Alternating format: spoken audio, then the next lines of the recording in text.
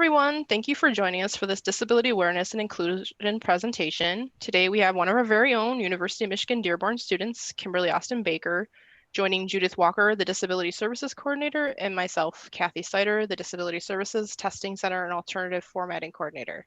At any time during today's live presentation, do not hesitate to ask questions or add comments by using the chat box located at the bottom of your screen. I will now turn it over to Kimberly to get us started. Take it away, Kim. Hi, everyone. I want to thank you all for having me, and I want to thank Ms. Judy Walker from Disability Services for putting this together today. Okay, just to tell you a little bit about myself, my name is Kim Austin Baker.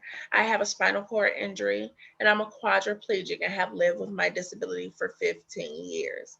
I'm a senior at University of Michigan-Dearborn, and I started here just a few years ago. Now, I know you've taken notice, and if you haven't, you will, because it is quite apparent that our campus at University of Michigan-Dearborn is extremely diverse along the dimensions of race, ethnicity, gender, sexual orientation, socioeconomic status, age, religious beliefs, political beliefs, and disability. Since I've been here over the last few years, I've seen that UMD has a growing and very present disabled population. In fact, disability is more common than you may even think. According to the Center for Disease Control, there are 61 million adults living with some type of disability in the US.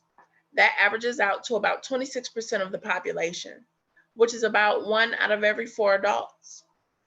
People with disabilities are the largest single minority group in our country. Disability cuts across ethnicity, gender, age, and socioeconomic status. In our great state of Michigan, the disabled population also averages to about 1 out of every 4 adults, with 30% of our population being disabled citizens. That's about 1/3 of families who currently have a member who is disabled, and most families have this experience at some time or another. Old age, injury, and illness makes disability a normal part of life. Disability issues are being recognized more because people with disabilities aren't going away. Increasingly, we are asserting our rights to fully participate in schools, places of work, and in business and community affairs. Remember, none of us can exist alone. Eventually, disabled or not, nearly everyone will experience some level of dependence. Remember those things that make disability a normal part of life? Old age, injury, and illness? They are undiscriminating, so acceptance and inclusion should be as well. According to the 2019 U.S. Department of Education National Center for Education Statistics, out of the 26% of disabled American adults, 19.4% attend our nation's colleges and universities. There has been progress in college attendance for adults with disabilities, with a 10% increase since the year 2000. With such a large population of disabled Americans, it is time we embrace and strengthen disability awareness and dissipate stereotypes and stigmas about disability, dispel myths and misconceptions, develop disability etiquette, and provide inclusive environments. As the student population changes, so do classrooms. Schools must prioritize efforts to promote diversity and equity within their class culture and within the classroom. Today, I would like to cover all these topics and provide helpful suggestions and possible resolutions that will bring students and faculty together in a safe, positive, inclusive classroom environment. In order to tackle the concept of diversity and inclusiveness in the classroom, we must address the stereotypes and stigmas that can act as barriers for people with disabilities. People with disabilities have been stigmatized throughout history. In many cultures, disability has been associated with curses, disease, dependence, and helplessness. People with disabilities may be presumed to be helpless, unable to care for themselves, or unable to make their own decisions. People with one disability, such as a speech impairment, may be presumed to have other disabilities they don't have, such as an intellectual disability. Most of the stereotypes and stigmas are based on myths and misconceptions about disability. Myth and disability have a long negative history. Myths are assumptions created by people as a way to perceive others and events and are oftentimes incorrect and triggered by fear, lack of understanding, and/or prejudice. Let's go over a few common myths and misconceptions about people with disabilities and inclusiveness in the classroom. Number 1, disabilities are always visible. Many people have invisible disabilities. In simple terms, an invisible disability is a physical, mental, or neurological condition that is not visible from the outside, yet can limit or challenge a person's movements, senses, or activities. Unfortunately, the very fact that these symptoms are invisible can lead to misunderstandings, false perceptions, and judgments. Examples of invisible disabilities include learning disabilities. There are other medical disabilities as well, such as mental impairments and disorders. For instance, you may not be able to tell just by looking at a person that they are visually impaired or deaf. Do not make assumptions about a person's abilities. Always ask them if they have any needs that require accommodation. Number 2, inclusion jeopardizes the education of the other students. When it's done correctly, supported inclusive education enriches the quality of education. Research has consistently documented the benefits for all students, which includes developing meaningful relationships, increased appreciation and acceptance of individual differences, increased understanding and acceptance of diversity, respect for all people, and it prepares all students for life in an inclusive society. There is no research that shows any negative effects from inclusion done appropriately with the necessary supports and services for students. Number 3, accommodations for disabilities give students an unfair advantage. Reasonable accommodations are modifications or adjustments to the tasks, environments, or to the way things are usually done that enable individuals with disabilities to have an equal opportunity to participate in an academic program or a job. Without modifications, common forms of instruction and examination, often inadvertently, reflect a student's disability rather than their knowledge of the subject at hand. Accommodations are meant to merely level the playing field for all students. Now there's disability etiquette. Myths, stereotypes, and misconceptions often lead to awkward or negative interactions with disabled students and classmates. As a result, many people need a crash course in what I like to call disability etiquette. Disability etiquette refers to the correct way to interact with people with disabilities. The way you speak to or interact with people can help to either build positive relationships or create negative images and perspectives. I want to share a video with you created by the students at Stanford University that highlights the wrong ways to talk to people with disabilities with real life quotes. Let's check it out.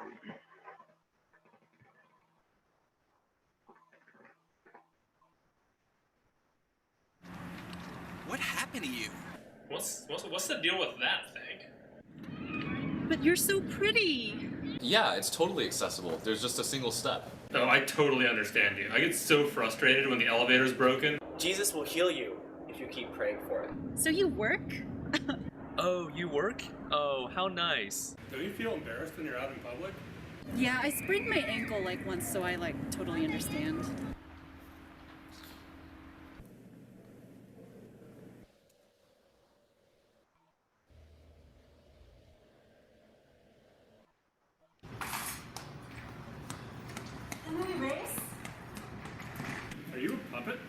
Hey dude, can you get a DUI on that thing? Beats walking, huh? Oh my god, you are such an inspiration. You are such an inspiration. You're so inspiring. I could never do what you do. My grandma uses a wheelchair, so I totally understand what you're going through. Beep beep! How fast does that thing go? Go Speed Racer, go! I don't know how I could get myself up in the morning. Hi, I'm John. Hey, my nephew's in a wheelchair. Do you know him too? I have his friend Tom who's in a wheelchair. My brother-in-law is in a wheelchair. Hey, my roommate's brother Mark is in a wheelchair. Do you know him? So, can you, Have sex? Does it still work? Can you have sex in that thing? Oh my god, your disability makes me feel so shitty about my able-bodied privilege. I found out my baby has your disability, and I was about to abort it. But then I met you. You're so inspiring. You are such an inspiration. Can you, have sex? I wake up feeling rotten about my life, and then I think of you. Oh, that sucks. But you're so pretty. So can you, Can you still, Can you still have sex? Just wondering. You are inspired. Can you have sex in that chair? Forget that wheelchair. You could just sit on my lap and ride me. This was an awkward, silly, but great example of how words are powerful. This was an awkward, silly, but great example of how words are powerful. They can help create positive interactions or negative impacts. Words can evoke emotion and incite action, so use them wisely. Avoid using potentially offensive terms or euphemisms. Commonly accepted terminology includes people with disabilities or a person with a visual, hearing, speech, or other type of impairment. Many people find it annoying or offensive to use words or phrases like restricted to a wheelchair, victim of, suffers from, retarded, deformed, crippled, and even euphemisms like physically challenged. If you are unsure, ask the person with the disability what terminology he or she prefers. We discussed how your words have an impact on people with disability. So let's go over how to interact with people with disabilities. I, along with some colleagues from True Design and Marketing in Berkeley, Michigan, created a quick PSA on disability etiquette, and I would like to share it with you all. This video gives some simple, general rules for interacting with people with disabilities. Let's take a look.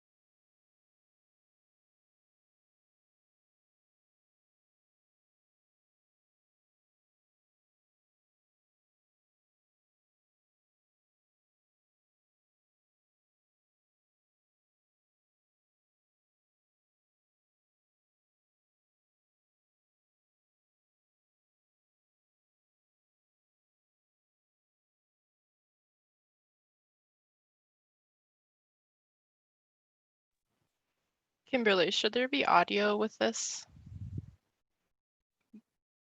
We can't hear it. In your share part, there's a permission to give video settings to share audio.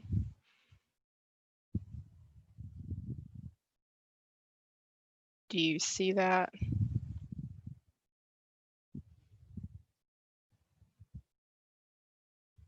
It's like share computer audio.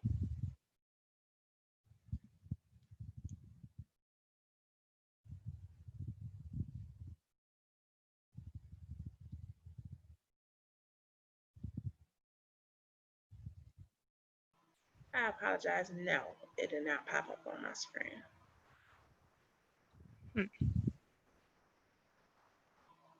I really apologize. Can I try again? We can try again. Does Drew have that, or is it just you? It's just me. We couldn't get it on his computer. Okay, I'll try again. I'm sorry. No worries. Technology's fun for everyone.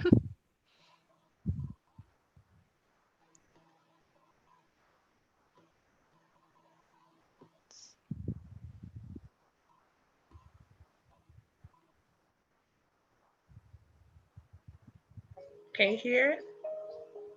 I hear music. You hear it? Yeah, is there a background music? Yeah, I can hear. What does disability look like? Perfect. Everyone has or will encounter disability at some point in their life. If you're not sure how to react, here are 5 simple rules to remember. Rule number 1, avoid using labels when you speak. It is common in our daily lives to hear people referred to as the disabled or the guy or girl in the wheelchair.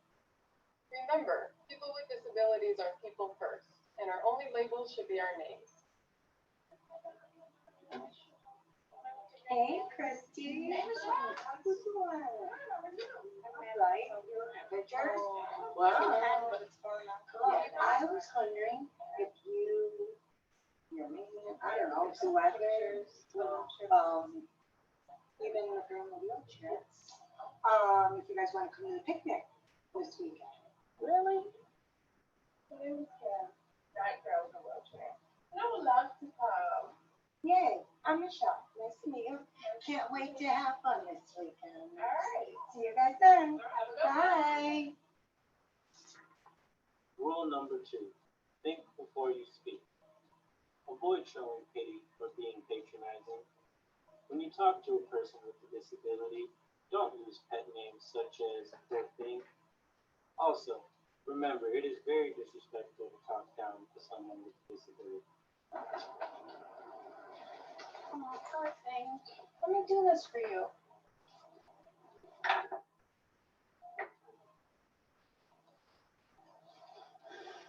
Really?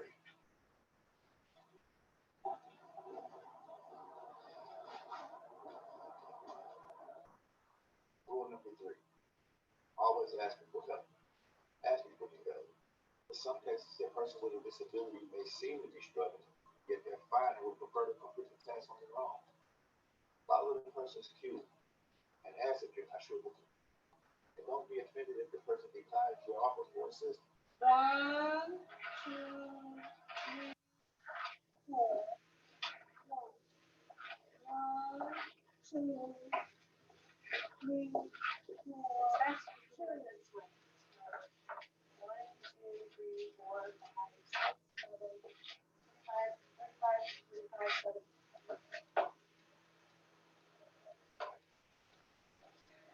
No.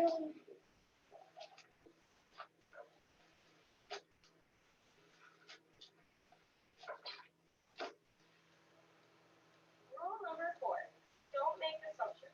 Not all disabilities are appearance.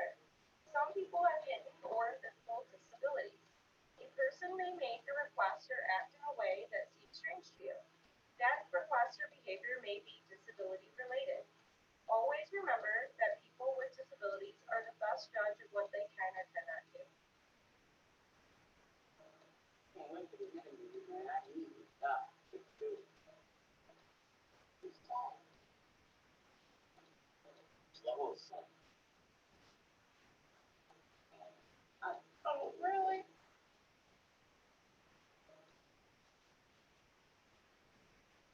Good morning, Mr. Smith. I got some interviewees waiting for you.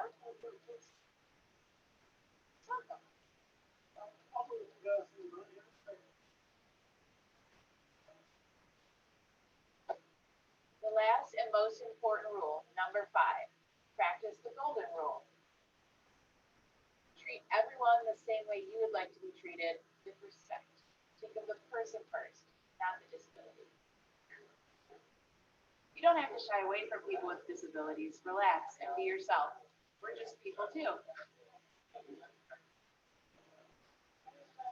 When interacting with someone with a disability, remember these 5 rules of disability etiquette.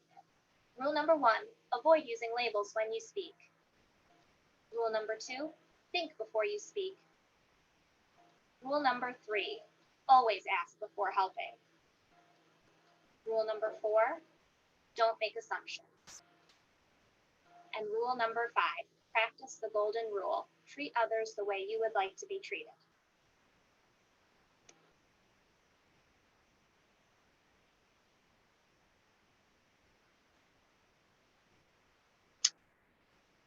Now, thank you very much. That video.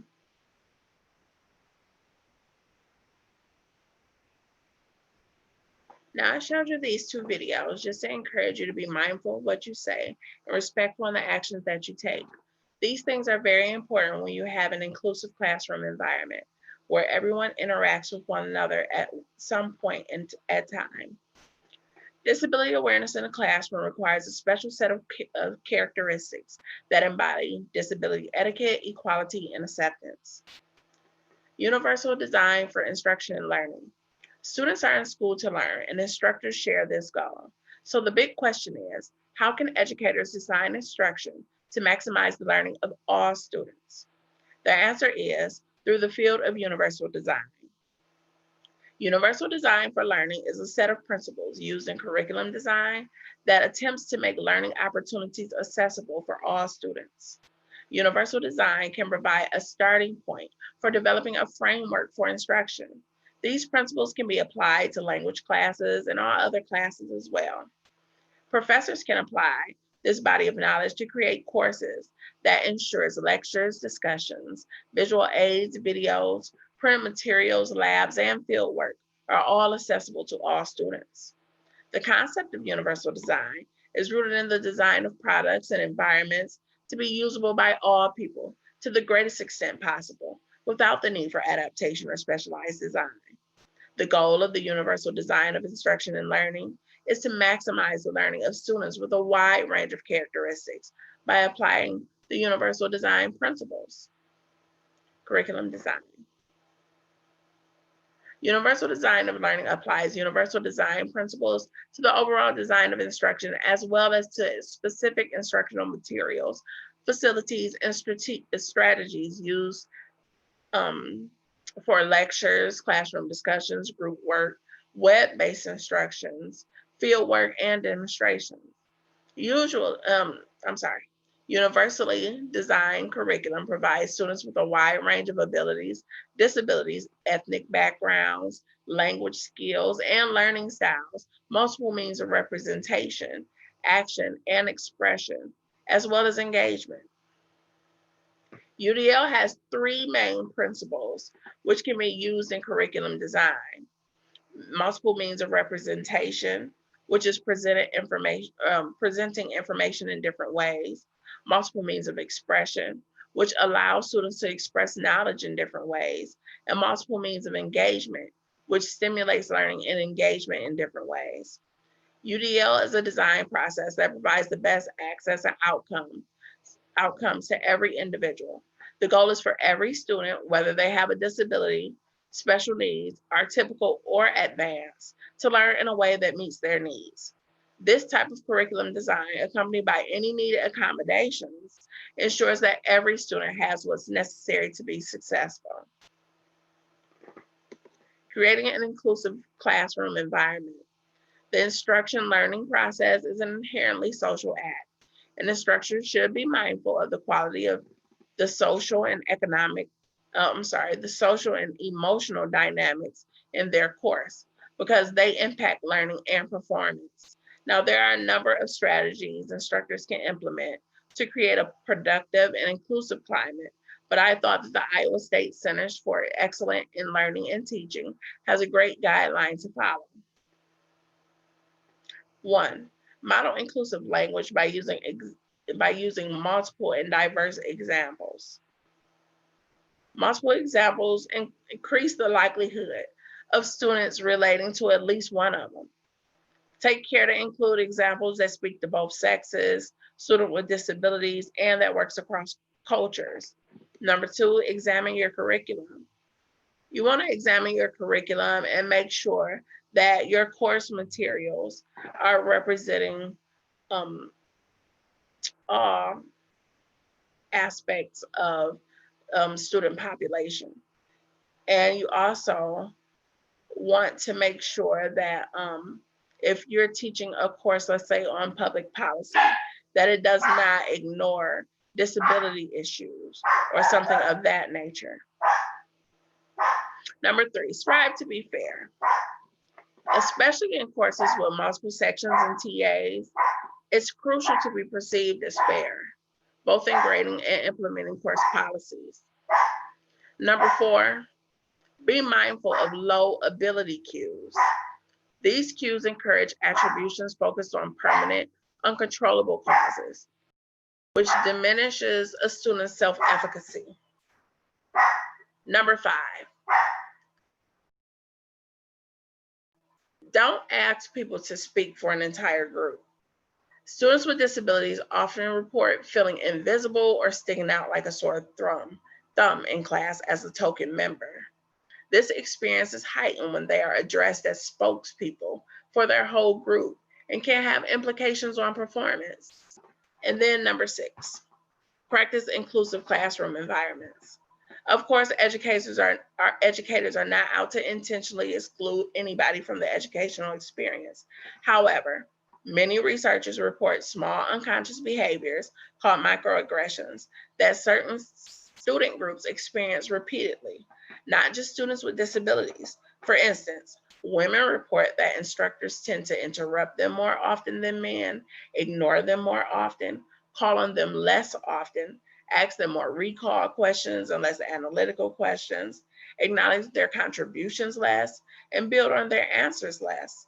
These microaggressions can add up and have a highly discouraging effect on students.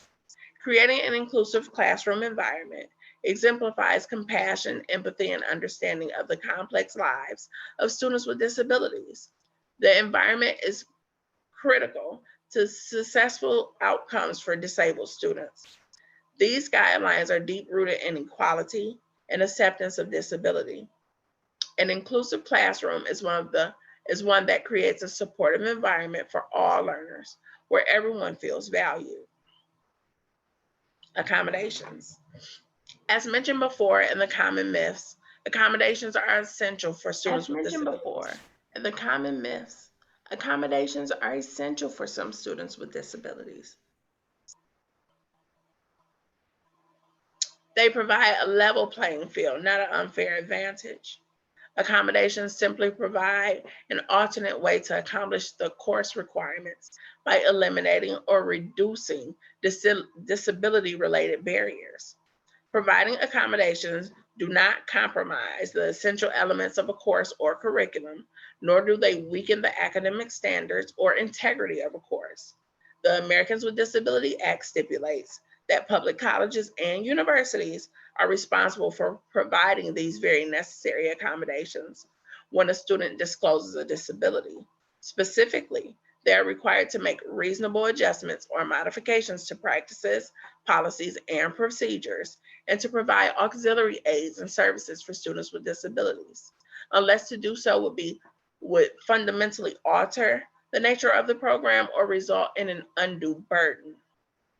Under federal disability law, each student has the responsibility to disclose their disability, and most often, The student is advised to initiate the accommodation process with the Disability Services Office on campus.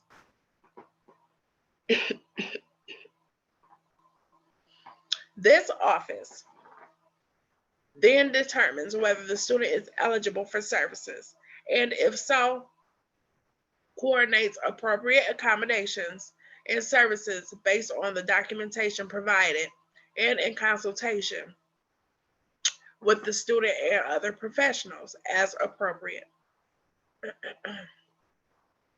Accommodations include, but are not limited to, the advocacy and referral on campus, orientation to campus resources, course materials in alternate formats, special testing arrangements, and access to adaptive equipment and technology. Promoting equity and diversity begins with self-awareness.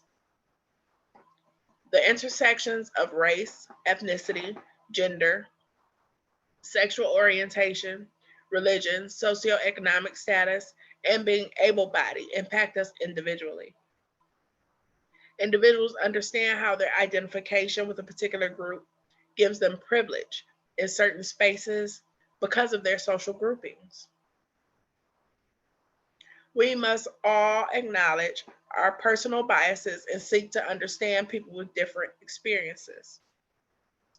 I hope that I've helped heighten your personal level of disability awareness to eliminate stereotypes and stigmas about disability, dispel myths and misconceptions, provide you with basic skills of disability etiquette, and provide principles and strategies to implement inclusive classroom environments. Today, I hope you found helpful the suggestions and possible resolutions I provided to bring students and faculty together in a safe, positive, inclusive classroom environment. Thank you. Thank you, Kimberly. I think we all got a sample today of how important universal design is. As we weren't able to hear the video, we were able to take advantage by reading the captions. I want to once again thank you so much, Kimberly, for bringing this most important topic to us today and joining us today for Moments That Matter with Disability Services. And these moments matter. Thank you so much. Thank you again. Bye-bye, everybody. Oh, sorry. Were there any questions? If not, we'll close out. Thank you for joining us again. Have a great evening. Bye-bye. Thank you. Bye-bye. Bye.